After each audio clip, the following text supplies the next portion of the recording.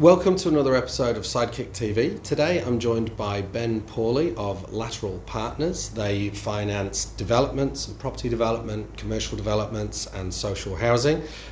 Today being joined by Ben. Ben, I thought it would be a great way to kick off. Firstly, Lateral Partners, how are you different to a typical mortgage broker? Yeah, thanks, Ric. I think it's quite a good question to start with. So your typical mortgage broker focuses more on residential investment, first home buyers, and your standard regulated lending practices.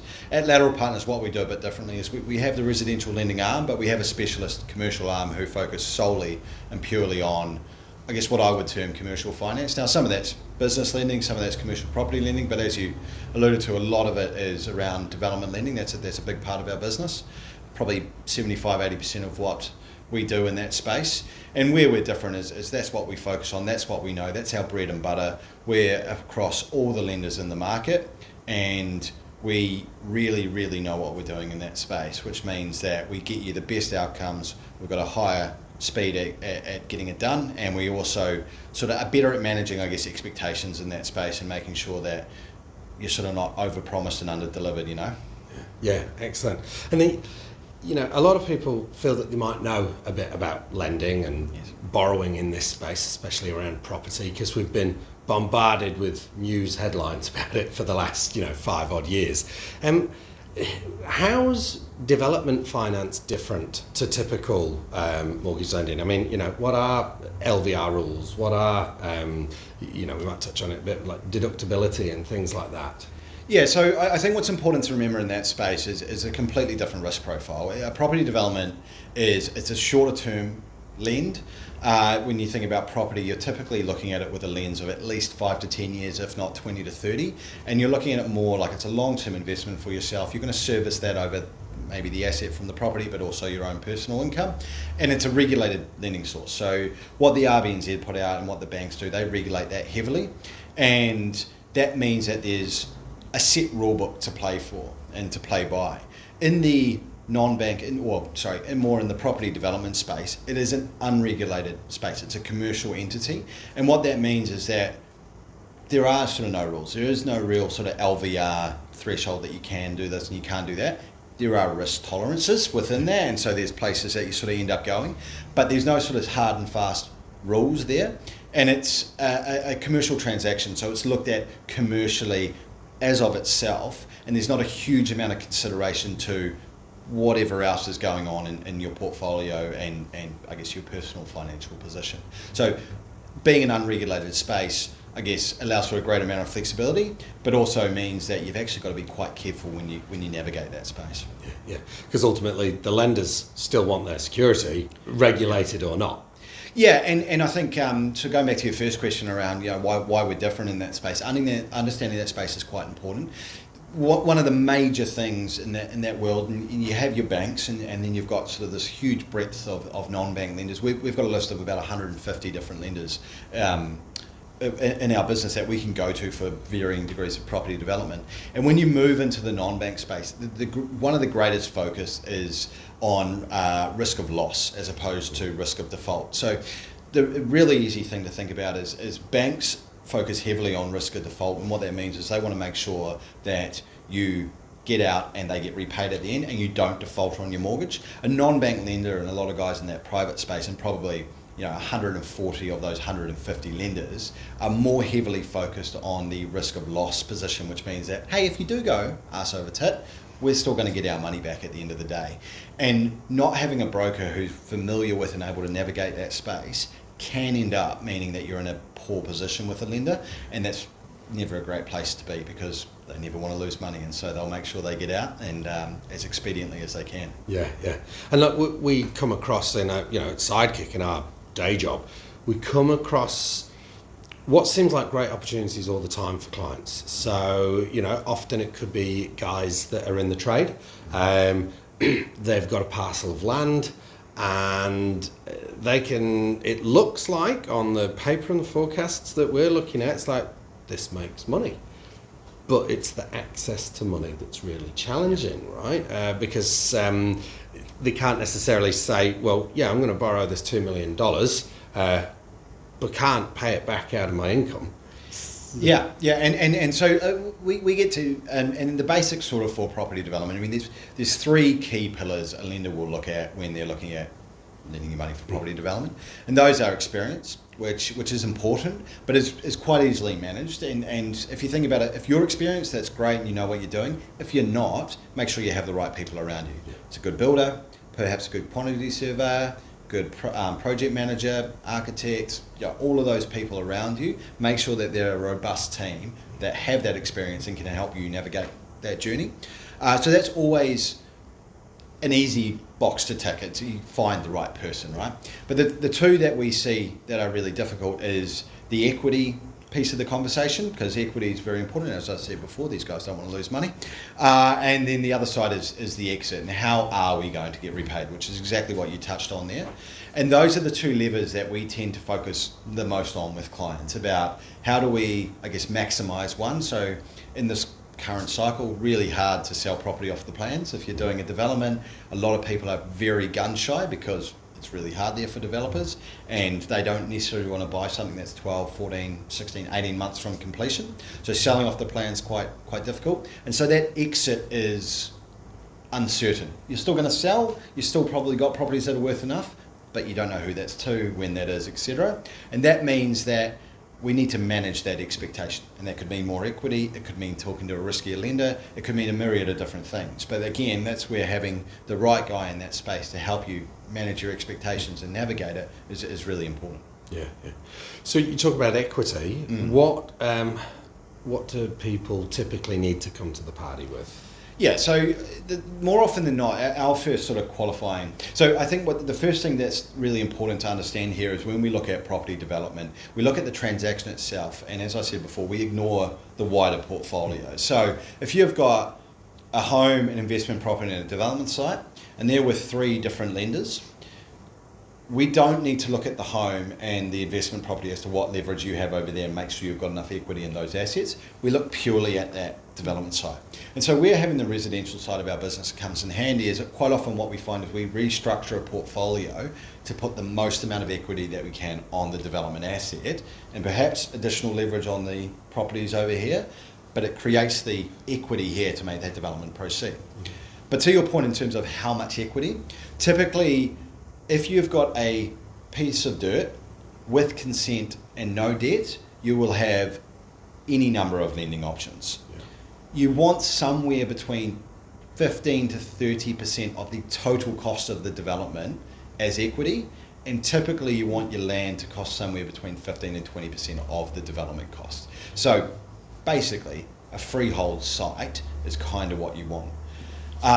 Now, really important, total development cost is everything. So that is your land, your consent costs, and that includes all your professionals, your legal costs, your finance costs, and then your build costs, your civils costs. It could be your marketing and sales costs as well. So it's the entire feasibility, all of the costs in your budget, 15 to 30% of those costs you want as cash equity into a transaction. Yeah. Great. And that can be the bit that's tough for people to get, but it's very common these days that we're talking with clients who, there is equity in the house. We've had the 7% plus for the last few years, right? So, and people will worry because they'll think, oh, well, I'd rather have that equity in my home because we have this perception of what's safe and what isn't. Also in terms of deductibility, for a commercial development, our team, the accountants, help you manage that. So even when you go, well, there's no debt over there and now I've got a massive mortgage, it's like, well, actually the purpose of the lending is this. So we make sure from a tax perspective it's and that's exactly why we look to work closely with guys like yourself. And I think, so going back to the point I'm making about we only look at the development, what that also means is that we ring fence the development from your other assets. So whilst there might be additional debt placed on your home, we don't cross collateralize that asset with the development. That's standalone. And that's the beauty of it, is the risk is contained to that entity and it doesn't necessarily cross-contaminate to your home. Now, if it goes wrong and you've got additional debt on your house, you've still got that debt on your house, but it doesn't necessarily mean that you're going to lose your house. And that's a really important consideration to have. Yeah, because that's the ultimate risk, isn't it? Yes. Whereas at least if you've got that debt and it's locked in, it might cause some pain for the next few years, but you're less likely to be on the streets. Exactly, and like I said, it's a risky business. If you want to go and make $1 million, you're going to have to take on some risk, and it's not for everyone. And that's something we spend a lot of time. We say no a lot, and we tell people we're either not comfortable working with them, or we almost encourage them out of doing a transaction. Really prevalent back in sort of late 2020, 2021, people were looking at property development on properties they owned and would work through the process and say, well, look, you've got a free and clear piece of dirt worth $2 million. You're going to make 2.4 million if you do this development. You've got tax obligations, you've got risk, you're taking on additional debt. Take the money now and go and do something else. So it's not for everyone, but it is definitely something that is quite achievable if you take the right steps and you manage it well. Yeah. And I suppose that makes me think now, you talk about these blocks of dirt that are worth a lot more, the urban areas, the change of the planning. Has that created a lot of opportunity for people? Is that saturating? What are you seeing there? It is in some spaces. Look, I don't think it's that the resource planning and resource consenting itself isn't the only driver to property development. The availability and cost of credit is a big one. And so I think the most prevalent example or sort of most pertinent one we saw was around Te Aratū Peninsula. That's one that sort of rings true, and that's in Auckland, and that's a lovely peninsula of land, and it's close to Auckland, and it was sort of billed as the next Point Chevalier, and that was a lot of 800 to sort of 1200 square metre flat sites with good services and sort of reasonably close proximity to Auckland. And post-COVID, we saw land prices there go from sort of $800 a square metre to up to $3,000 a square metre. Wow. And so huge boom. Yeah. And now that wasn't just driven off a change in planning, that was driven off cheap and available credit and a big boom in property development. Property development is a hugely capital intensive exercise. We spoke about it before around having a freehold piece of land, right? That means a lot of capital involved. And because of that, the access and cost of credit is hugely important to, I guess, where we sit on that cycle. And that's why right now we're at a sort of, I guess, a low ebb. Still a lot going on. There's still a great opportunity, but being able to sell off the plans and people's certainty and confidence to buy product at the end in 12, 14 months, what will interest rates look like? What will my income look like? What will the price of the property look like? Those are all important considerations. The cost of the debt during the development, that's hugely important consideration. And then just the ability to get yourself into a position that you have enough equity, that you have a close to freehold or a freehold piece of dirt is really hard. So we're in a difficult part of the cycle, but we're sort of near the bottom there, and interest rates will improve and that cycle will improve. Might not go back to sort of the 2% days of old. But that availability and cost of credit will be hugely informative to the cycle going forward. Yeah, and that was it's scary, isn't it? Because it was a real flash in the pan, 2% mortgages, but this is what everyone's remembering. And it's like, it's not long ago. No, not long at all. It's no. only sort of 1 or 2 years ago, really. Yeah, we're back to mortgage rates now that were where they were when I had a couple of rental properties a few years ago. Granted, the house costs more now. It does. I mean, I look at the OCR in 2007, 2008, which is 16 years ago, was 8.25%. It was higher than most mortgages are now. So it's not a distant memory that we had really high interest rates, but like you say, asset prices were a lot lower. Yeah. I do think with the new government, what they're putting in place, I guess where we're heading on our journey, inflation looks like it's coming down. The market is slowing a bit. I think unemployment will come up a little bit, and I do think we will see a reaction and interest rates come back. They may not go back as far and as fast as they did, but I do think we'll see an easing in that credit cycle over the next little while. Yeah. The funny point, and sorry, this is off topic, but it's one of my bugbears. Unemployment number going up doesn't mean that there are less people working, but it may mean that they're moving off some benefit and onto another. So Yeah. the productivity measure of the country may not change while that number changes. Yeah, well, and look, productivity is a real bugbear for New Zealand, right? Like I wrote on it sort of 3 or 4 months ago. It is a big thing that national really does need to improve. And I think a lot of that is actually just going to be getting people back into the workforce. I think that's a really important thing for New Zealand to do. The other side is immigration's at an all-time high. And I mean, that's only going to be good for property development. Yeah. You know, consents were way up, but actual delivery on those consents is down. And we had 136,000 people net migration to New Zealand last year, which the previous high was 72,000 under the last national government. Wow. So we're in unprecedented territory for people immigrating to New Zealand, and everyone needs a home. You know, whether they're renting, buying, whatever it is, they need a house. Yeah. And I think that is going to cause a real strain on the property sector for the next little while. Yeah. And so if we wrap up this then, lots of great information in here, but we've got, like I said, we talk to guys and they're there or thereabouts, but they don't know where to turn to get started on this, right? What are kind of 3 or 4 key things they can start to do now to get their ducks in a row to look at this? Yeah, so there's a lot of great companies out there. I was talking to someone earlier today that do sort of development consultancy for you. There's a crowd up in Auckland, Lotsco, and they're really cool. And what they'll do is they'll pick up your site and they'll give you 5, 6, 7, 8 different options as to what you could do. You could do a whole bunch of 2-beddy townhouses, you could do standalone units, you could do 2s and 3s. They'll give you options and they'll build a rudimentary feasibility to it, and they'll sort of give you some level of risk alongside it. And look, there's Lotsco, I think they're cool, but there's a whole lot of guys around New Zealand that do that. And I think one of the earliest things you can do is try to get a feel for what you can do on the site. Point 1. Point 2 then is building up a feasibility around that. How much is this going to cost me? How much money am I going to make at the end? And personally, if you're not making more than sort of 25% margin after finance at the end, before you start consenting, don't consider it. Yeah. Because your cycle is 18 to 24 months. You've got 6 months of consenting, 12 months of build, and that's with a good tailwind.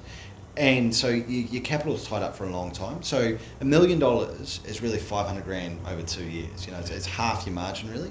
And the other side is when you've got a cycle that long, if you started this back in 2021, you would have been thinking, I'm in here, this is good. Come 2023, shit, my house has dropped by 30%. I can't sell these units off the plan, I'm in trouble. Yeah. And if you had a fat enough margin, you would have been fine. Mm-hmm. If you didn't, you would have been in a lot of trouble. And we've dealt with a lot of clients in a similar place over the last 12 months. So people thinking they were borrowing at 2.5, they've come to settle and it's 6.5. But the product they're selling at the end has gone from 700 to 600. And their land was worth $2 million, now it's worth 1.5. Yeah. And when you talk about how much equity you need to do with development, that's 500 grand of equity you've just burnt. You know, and look, those are quite extreme examples. Yeah. But the point is, if you don't have a big fat margin there at the start, it's far too much risk and far too long to really, I think, push forward, sort of, you know, guns blazing and off you go. Yeah, perfect. No, look, that is great practical advice, and I really appreciate that. Well, look, we'll post those links and the companies that we've spoken about in the comments here. Thank you so much, Ben. That was really informative. And look, the country's going to need more houses, and I like the idea of it being, you know, mums and dads that are able to fulfill that. Yeah. Awesome. Thank Fantastic. you. Cheers, mate. Thank you. Thanks, bro. Cheers.